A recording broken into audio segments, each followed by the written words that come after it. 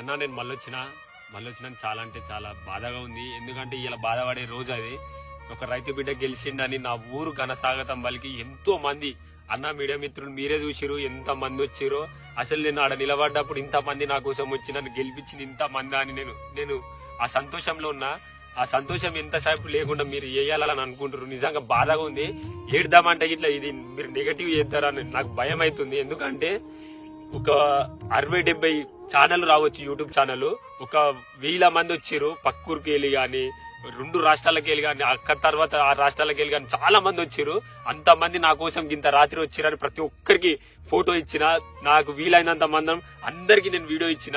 నేను అన్నం తినలే, నాకు అయితే లేదని అన్నం తినలే దంగి పోతే కొంతమంది వచ్చి వాళ్ళు మీరే అన్న మీడియా మిత్రులు మీరే నాకు 5 నిమిషాలు నాకు 10 నిమిషాలు నేను ఇట్లా మనిషినే కదా అన్న.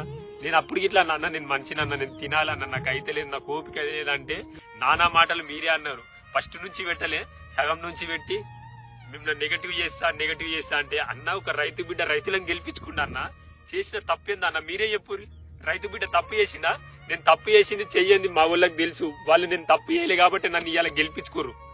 పల్లె ప్రశాంత్ ఏందో రైతులకు తెలుసు, జనాలకు తెలుసు, జనాలు చూస్తున్నారు. మీ పక్షాన ఏమన్నా తప్పుగా మాట్లాడుంటే దయచేసి నన్ను క్షమించండి. కానీ పల్లె ప్రశాంత్ అసలు తప్పు చెయ్యడు. మీరు ఆలోచించురు అన్న.